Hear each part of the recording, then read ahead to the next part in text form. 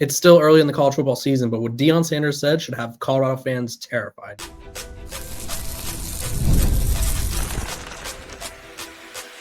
You are Locked On Buffs, your daily podcast on the Colorado Buffaloes, part of the Locked On Podcast Network, your team every day. Welcome to Locked On Buffs, everybody. I'm your host, Kevin Borba. Today's episode is brought to you by our sponsors over at FanDuel. Right now, new customers can bet just $5, and if your bet wins, you'll get $300 in bonus bets to use across the app. Download the app today. We are also brought to you by the Locked On Podcast Network. It's your team every day for free and available wherever you get your podcast. So make sure to like, subscribe, follow, become a Locked On Buffs insider. The link is below myself as I fight bugs. And former Colorado Buffaloes player Jordan Dominic, who was on Deion Sanders' first team at Colorado. We do film breakdowns every week. The Houston one is dropping today or Wednesday, depending on when you're listening or watching this. So excited for you guys to see that. Let's talk identity crisis. Colorado's having one again. They also have another quarterback situation, and Shedeur Sanders' NFL draft slide could have been prevented by himself. We'll talk about all of this today. But first, we got to start with the identity. Colorado is 3 games into the season, and after an offseason of saying, we're going to run the ball, we're going to be a physical team, we're going to do this, we're going to do that, based on the math, when you calculate how many carries Colorado running backs are getting this year compared to last year, which granted Colorado's running game last year was the worst in college football, they are seeing an increase or decrease, they're seeing an increase of 1 point, or not even. Wow, actually no, they're seeing a 0.6 increase in carries. So last year they were averaging 16.7, and this year they're averaging 17.3. So really not a tremendous improvement by any means. That's something that I really was shocked to see because I feel like you could kind of see this when you're watching the games. Like you could tell whether or not they're running the ball, but they're essentially not even averaging a 1 carry more than they were last year when they were the worst running back or the worst run game in college football. Now, Dallin Hayden has yet to join the fold. They don't have a solid quarterback situation, but I think the problems are there. And Deion Sanders said this today and the reason I talk about the run game is because they talked all offseason about how they were going to be a run team, run the ball down your throats. And on Tuesday, Coach Prime said when they're finding their offensive identity, when it comes to finding their offensive identity, we're getting there, and we're going to get there. Maybe Saturday against Wyoming, maybe a couple games after that, but we're going to get there. And so what I'm hearing is 4 weeks into the season, possibly 6, Colorado doesn't have an identity. Now, if you guys really want to get into it, and this isn't me hating because I know this is how it's going to come off because that's how I think people interpret a lot of things when it comes to Colorado. When Deion Sanders used the verbiage, we're finding our identity, we're going to get there. You know when else he did that a lot? 2023. That team went 4-8, right? That team was constantly trying to figure out what they were because they were not good at certain aspects that the coaches were asking them to do, right? This Colorado team is starting to concern me because they are talking about finding their identity 4 to 6 weeks into the season, when in reality, your identity needs to be established in the offseason and executed in the season. Now, things could be adjusted. I'm not going to pretend that certain anomalies don't happen or certain factors don't change things, but you should at least have an idea where it's like, okay, this changed, so we're going to shift to this, right? Colorado is straight up like, they're back at the drawing board going, oh, so we're going to wear these uniforms, right? We're going to walk out to this theme song, right? But it's like, in terms of what we do when we're on the field, we don't know. And I think you could say the identity isn't just the offense's issue, the defense's issue too. The defense also is lacking identity as well, because right now, if you ask me to say what Colorado's defense's identity is, I would say it's more of it's a bend don't break effort, but it's pretty much a do the best you can until you get tired, and then teams just run all over you, right? And a lot of this is to blame the offense, right? I think the offense has been Colorado's biggest weakness, which I never thought we'd really say in the Deion Sanders tenure or Deion Sanders era, because offenses have always been stronger than him. Even when they were 4-8, the offense was solid, right? They were a good passing attack, at least last year. That's what they lived and died by, was passing attack. They were a good offense. But the offense is so not productive this year that they're basically hanging their defense out to dry and making the defense look worse than it probably actually is. I look at the Georgia Tech game. You forced 3 turnovers on the first 3 possessions and you get 7 points. I look at the Houston game where, yes, Colorado's defense couldn't get off the field at times. I mean, Houston damn near had a 9-minute drive, but you get the ball back and you give it back to Houston in 3 plays, and then they go another almost 5 minutes. And it's like, okay, help the defense out, right? So this offense is a problem. Not having an identity is a problem. And I'll be honest, I don't really know how to form an identity as a football team when you're pretty much a third of the way through the season, because that really goes with what the coaches are preaching. Sorry, there's a mosquito in here. I'm fighting for my life. That really goes with what the coaches are asking or demanding of them. That really goes to the execution. And basically, if you're saying you don't have an identity after these 4 weeks, except the coaches, or 3 weeks, right, heading into week 4, you're basically saying that the coaches didn't have a good enough game plan, or you didn't have a good enough feel for your team, or that your players aren't good enough to execute the initial game plan. So if you're a Colorado fan, you should be a little worried, right? This isn't a conversation that you want to have this far into the season. And you're saying it's not far. And I know people are going to say that, but let's go through, let's take a little stroll down the Colorado schedule. So this week they have Wyoming. I think that's a very winnable game, also a very losable game. Why, right? Wyoming, they took Utah to the brink pretty much through 2 quarters. Utah poured it on them in the second half, but Utah has a much more dynamic offense than Colorado does right now. So that doesn't shock me. Then, and they should win this Wyoming game. I expect them to win and sort of figure things out. But if they don't, oh boy. But then you go BYU against BYU, at TCU, against number 12 Iowa State, at number 16 Utah, and then against Arizona. Those next 5 games, there's currently 2 teams ranked. But let me tell you, all 5 of them are ranked or receiving votes, which means realistically, by the time Colorado plays them, they're about to play 5 ranked teams in a row, because I think for the most part, they all have relatively easy-ish schedules. Arizona maybe not so much. They play Iowa State this week, and then they'll go Oklahoma State, BYU. But it's one of those things where it's like you're playing ranked caliber teams, excuse me, and you're really not sure what you want to do. Yeah, that's not great. It's not what you want to hear.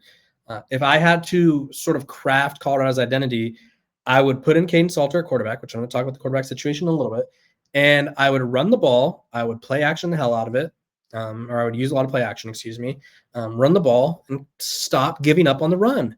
Colorado, I mean, all offseason, when they talked about what they were going to do offensively, it was like, okay, we're going to be a different team. We're going to run the ball down people's throats. And right, Jordan Seaton he said this after the Georgia Tech game and made it obvious that he was kind of pissed that they didn't run the ball enough. He was like, if the box is loaded, pass.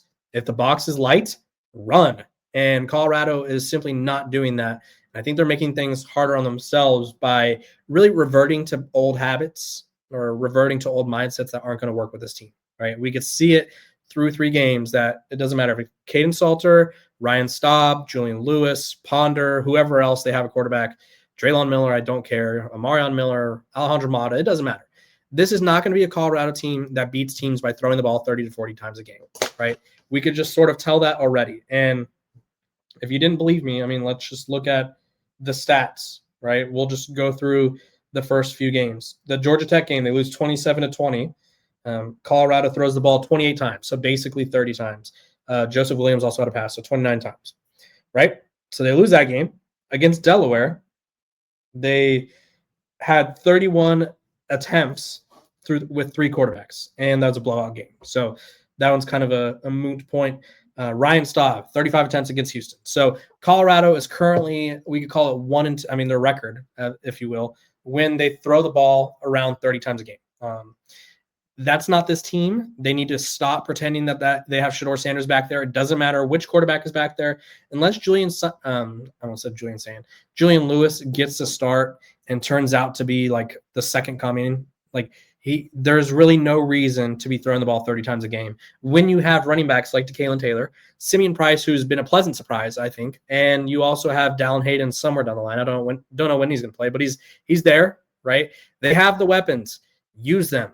It will open up the passing game and make life easier on whoever's playing quarterback. Speaking of, who is going to play quarterback? We're going to take a quick break before we discuss.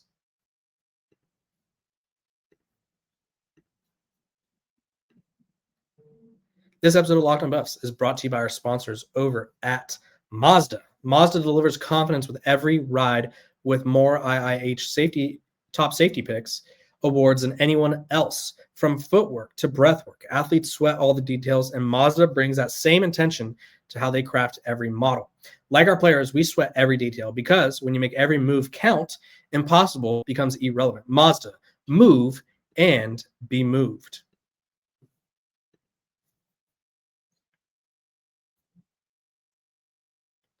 This episode of Locked on Buffs, it's also brought to you by our sponsors over at DoorDash. Let's talk about who delivered. Tough week for the Buffs. I will admit, but it's almost the weekend. It's time to look back and crown this week's MVP on who delivered. Powered by DoorDash. Just like when you can win every Saturday with DoorDash streaks, saving more every time you order, these player delivers when it mattered most. Let's break it down. For Colorado, I'm going with Tafiq Bayard. He delivered in a big way, although it was a tough day for the defense. Made a lot of big plays, got a shout out from Coach Prime, led the team in tackles.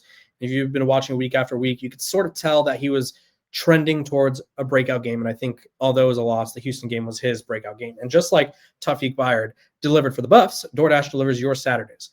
With DoorDash streaks, you save every Saturday. Your order, stack it up all season, and you can save up to $250, including $100 in DoorDash credits.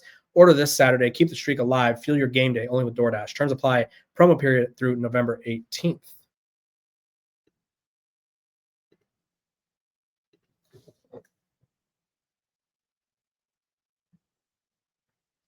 Welcome back to Locked on Buffs. Appreciate you guys for tuning in every single day, making me your first listen of the day. We're free and available wherever you get your podcast. So do me a favor, like, subscribe, follow, all that jazz. Let's talk quarterbacks. The quarterback situation has been, I think, mishandled. I'll put it out there. I know a lot of people are going to be like, you called for Ryan Staub to start. And I said, yes, I did, because that's the way the system was working, right? I could tell it was an open quarterback situation. I would say it then, and I'd said it now, or I'll say it now, and I said it then. If you're going to play three quarterbacks against Delaware with the hope of with the hope of finding a starting quarterback, you don't just sort of, I don't know, just be like, oh, Ryan Staub played the best, but we didn't plan on starting him, so we're not going to start him, right? Ryan Staub, everyone was gravitating towards Ryan Staub. Coach Prime was, the players were. It was obvious that he had sort of won the locker room, right? You can't just see that happen and then be like, ooh, so we're actually not going to go with you. So they had to go with Ryan Staub based on the scenario that they put themselves in, but I don't think they should have ever been in that scenario, because I think Caden Salter probably should have started the first 4 games and got to play the first 4 games entirely. I think if Caden Salter starts against Houston, I think they probably win. I think if he plays the entire Delaware game, he would have found his confidence. And now Wyoming is for whoever's playing quarterback for the rest of the season, because this has to be the last of this, unless there's injuries or something goes catastrophically wrong. If you're Colorado, you really need your quarterback to find it against Wyoming. And Wyoming's not terrible. They're not like the best team, but they're not terrible. They have a stout defense. So really interesting quarterback situation. Coach Prime, after the game, said Ryan Staub didn't play his best. That was not what he was expecting to see from him, not what he was hoping to see from him. And Ryan Staub, I think he just looked uncomfortable at times, and he was forcing things, and the offense, I think the play calling hurt. I think it was just a mixture of bad play calling, bad performance, and when you have both of those, it's hard to sort of overcome them. So no quarterback has been named. Coach Prime said on Tuesday, I know what I'm doing. I'm not going to tell you guys, which is fine. Colorado sort of operates on this mystery, or they like to do mysterious things. I think Caden Salter should get the start. And I made this case in a short on YouTube, and you guys could go check that out. Caden Salter is more mobile. Now, it would be nice if they used his legs correctly. I don't feel like they're using the legs to the best of their ability, but he's more mobile than both Lewis and Staub. He's more proven. And I think right now he has the highest ceiling this year. Now, I think Julian Lewis over time will be a better quarterback than Caden Salter, but right now I don't think Julian Lewis is ready. And that's okay. He's 17 years old. He doesn't need to be ready, right? There should not be a scenario where Colorado's like, hey, save our season, you true freshmen who should be getting ready for a senior prom. That's not the position you want to be in. So I think Coach Prime's handling the quarterback situation has been a little confusing. I think last week he didn't name a starter because he wanted to cause confusion. I think this week he may not know, or he's just going to keep a secret because both Willie Fritz and Wyoming's head coach, his name is slipping my mind right now, they both said the offense hasn't changed very much with whoever's at quarterback, right? They're not changing the play calls up that much. So there's really no point in hiding this because it's not like, oh, with Caden Salter, they're going to run the triple option, or with Caden Salter, they're going to run the West Coast offense. And then with Ryan Staub, they're going to go power eye all game, like whatever it is, right? That's just not – it's not that, right? They've basically been doing the same thing. It's these bubble screens. They're not really pushing the ball down the field. These RPOs. It's sort of – I don't know. It's a weird thing where it's like I don't know why Colorado is really making it difficult to know what's going to happen. There's an element of surprise that I think they like. And it wouldn't shock me if they're still trying to figure it out themselves. It honestly wouldn't. If you watch the Well-Off Media videos, you'll notice that we're seeing less and less of practice clips. I think that's to sort of dissuade internet sleuths like myself and other people from sort of peeking and being like, okay, who's rocking with Jordan Seaton right now? Who's starting?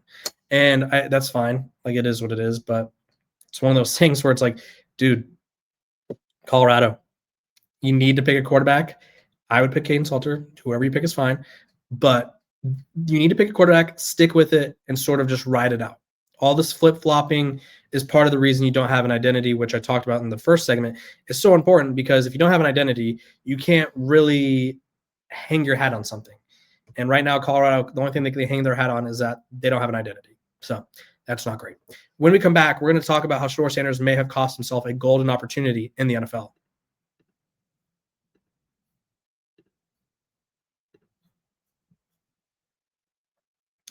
This episode of Locked on Buffs is brought to you by Monarch Money. Let's talk some money. Most people can't name all their financial accounts or even what they're worth, whether it's 401ks, properties, or investments.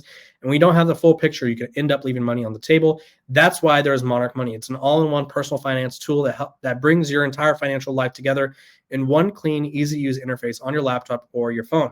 Monarch is built for people with busy lives. If you put off organizing your finances, Monarch is for you. Monarch does the heavy lifting for you. You can link all your accounts in minutes, see clear data visuals, get smart categorization of your spending, and finally feel in control of your money. Don't let financial opportunities slip through the cracks. Use code LOCKEDONCollege at monarchmoney.com in your browser for half off your first year. That's 50% off your first year at monarchmoney.com with code LOCKEDONCollege.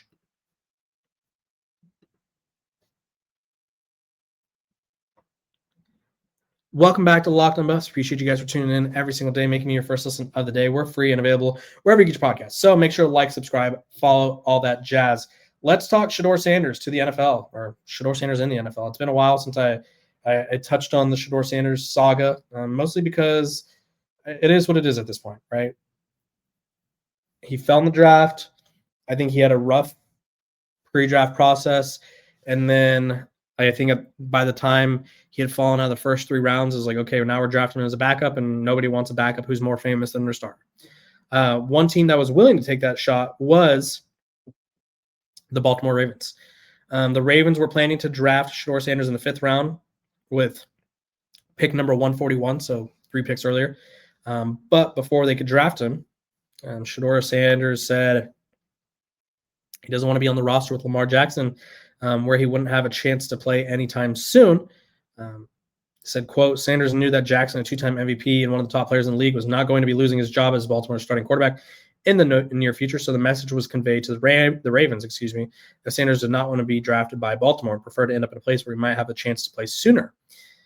So, and he was asked about this. He said, quote, my response is I'm focused on the now. I don't really talk about anything in the past, and whatever happened in the past, it is what it is. I'm more focused on now. I'm more focused on how this game that we just gone and had figuring out how to move forward now. So, listen, I think Shedeur's, quite frankly, the advice he was getting throughout the draft process wasn't it. I've said this before. I think Shedeur was a first-round talent, but I think he had 7th-round advice. I think his camp thought they were just going to roll into the NFL draft and do whatever they wanted. Didn't work out that way. And then I think NFL teams sort of were like, hey, like you fell. So now same thing happened with Quinn Ewers, right? He's a big name, whether people want to admit it or not. Quinn Ewers is a pretty big name.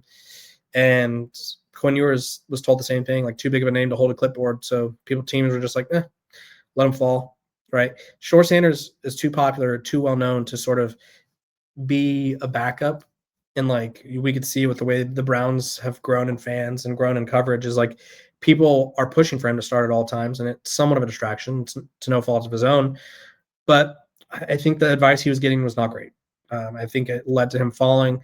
I think learning from Lamar Jackson, who, I mean, Lamar Jackson, granted, he's not old, but he's definitely not on the younger side, right? He's 30 something, 32, 30, or he's 28. Okay, I lied. But Lamar Jackson, I mean, he's someone who Shedeur could have learned from, right? He's someone who I think faced a lot of adversity himself, a lot of criticism, and people were constantly saying he couldn't be a quarterback in the NFL. Granted, he still won the first round, but I feel like that was someone he could have learned from, sort of sat as a backup, learned, absorbed, been a sponge. Now he's in Cleveland, and I don't think – and I said this even when I thought Shore was going the first round. I was like, I don't think Cleveland should be the team that he wants to go to because they just have a history of screwing up careers of quarterbacks. I mean, Johnny Manziel, granted Johnny Manziel did that himself, Deshaun Kaiser, whoever else, like Colt McCoy. I mean, there's so many names to go down the list where it's just like, look at that one jacket where it's like just all the quarterbacks that they had that didn't work out, like Brady Quinn, like it's who the Browns are, right? So I didn't think this was a good fit for him. It's kind of interesting to hear what teams, it's because I feel like we're starting to hear it now. Seemed like he got into a thing with the Giants, was told the Ravens not to draft him. It's interesting to see what teams his camp wanted him to go to. I don't know if hindsight's 2020. I don't know if they got the right pick, but I found it interesting that he was like, no Baltimore for me. Now, he wouldn't have started over Lamar, but he could have learned from him. I think that could have been valuable. And you never know. Injuries can happen, whatever it is. So I appreciate you guys for tuning in to Locked On Buffs, making me your first listen of the day. We're free and available wherever you get your podcast. Make sure to like, subscribe, and follow. And I will see you guys tomorrow.